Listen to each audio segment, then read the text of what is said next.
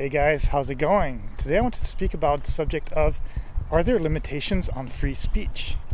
Well, I do think that there definitely are a lot of limitations. Now, first of all, we definitely also, in most Western countries, if not all Western countries, we definitely have more free speech than people used to have in the olden times, in the old days.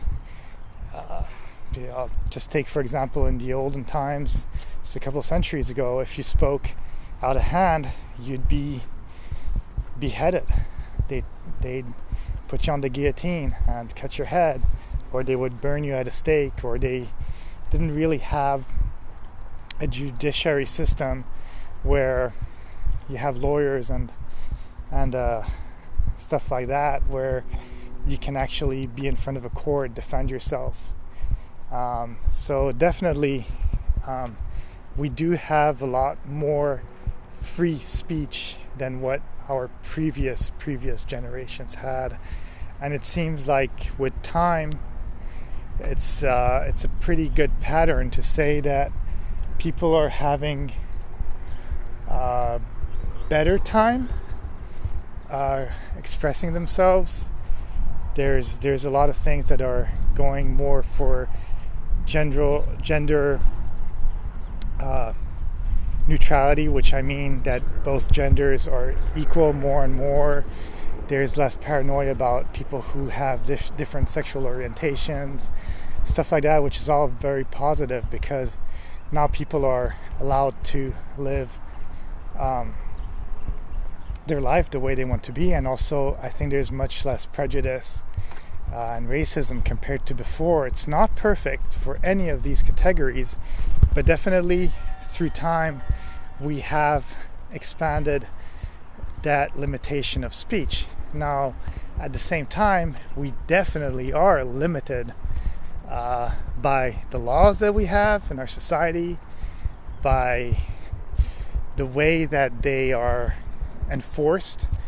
In America, for example, the police officers are very aware of having guns, and they are very trigger happy comparatively to other countries where maybe they might have guns too, and they don't really shoot people that fast. But I do think that definitely in this country there just are too many crazy people and too many people with guns already, and it's kind of like, hey, if you're fighting someone that has a knife, you can take your gun out and like just point it or be able to stop him without even taking your gun out, whereas if that person is better armed than you, sometimes it creates these trigger happy situations. So I see both sides to it, but at the same time, it does limit your potential for free speech, because if you look at places such as France, where they're having the yellow vests every week, I don't know if something like this could technically really happen in America, just because, yeah, you could have a protest, but at the same time it would have to be hyper duper civilized and super duper peaceful, because the problem is that eventually the forces, the police forces and stuff like that would not accept that. And even though it's bad already in France, where they're using gas bombs and stuff, and people are getting injured or using eyes and stuff like that. Here, I think eventually it would go into mayhem, and sometimes I do feel that you're allowed to talk, but always within the rules of the country. And definitely, I do think that power comes in numbers, and if, for example, there was something that you were completely against that's happening in politics or law or whatever is happening in the country, let's say, a war that erupts and you don't want people to go to war, if nobody signed up for the army, let's say, or if nobody would show up to work, or if nobody paid taxes, if you have a good 80-90% of people who are not paying taxes, for example, well, then that's where the change would have to occur, because you can't put 80% of a population in jail. But if it's only 10% or 15%, which is actually already a big number, there might be a way of putting at least, let's say, 5% of these people in jail. That goes without saying too, that it's true that if even 10% of the population would really be not showing up to work and all that stuff, I do think that eventually you would have to get heard, because it would just be such a bad hit on the economy that you'd have to make a change. You'd have to find a way for them to get back to work. Otherwise, your whole economy collapses. But the thing is, even getting those small numbers is very difficult, because again, we live in a society where there is unemployment. Having a job is always sort of you're already part of a certain elite if you just have a job. And what do I mean by that? Okay, if you really think about it, there's minimum wage, right? Let's say in your state or in your country it's about, we'll say $10, $50, $11 an hour. We'll say $11 an hour just to keep it simple. If 100% of the population in whatever country or city has a job, then having a job is not special.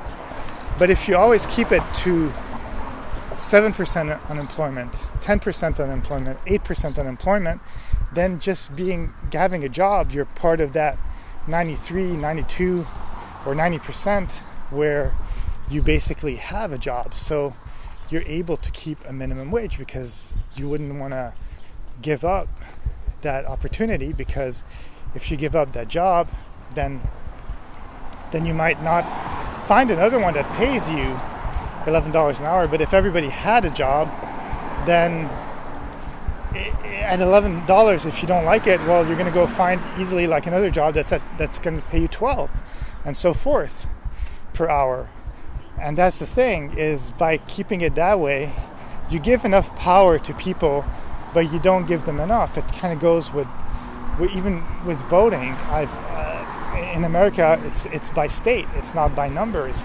So the thing is that they'll count votes, and if in one state or the other they go over 50% of the population of that state, and there's 26 states that voted for this or that candidate, and then the other 24 states voted for another, but it's the number of states, not the number of people who have voted for this or that candidate.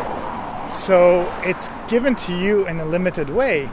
And it goes for everything. Just think about things such as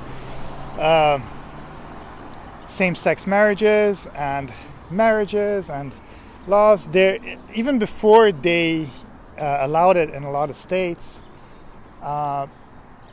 people were allowed to live together and to even say that they lived in the same household and get some sort of tax exemptions, but only later on were they allowed to get married and do the things that they want.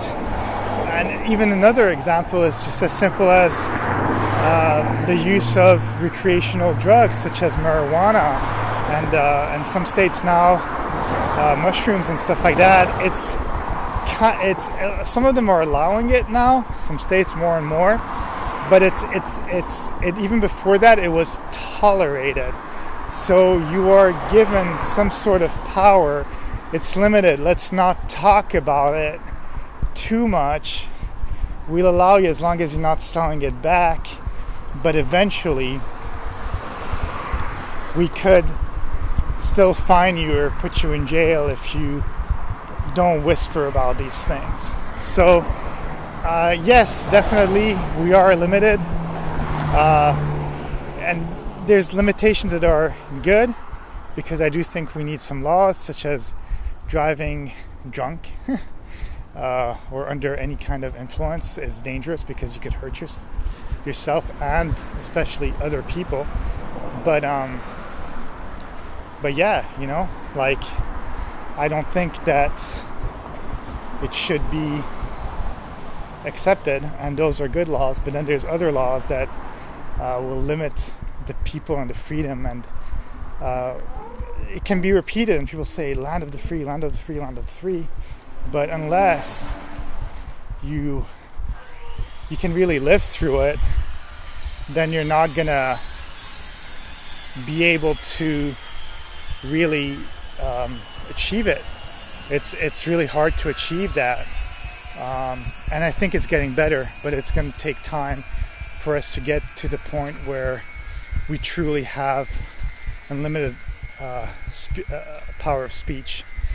But at the same time, I think it'll always have a certain limit, because you can't just do whatever you want. If you live in a society, there's going to be rules, and the rules will limit you on what you can or cannot do, and that's kind of how it is. And if you don't want those limits, then you got to go live in the forest, but then you'll be limited by having to hunt and living on whatever you can find. Okay, have a great day, and I'll talk to you soon.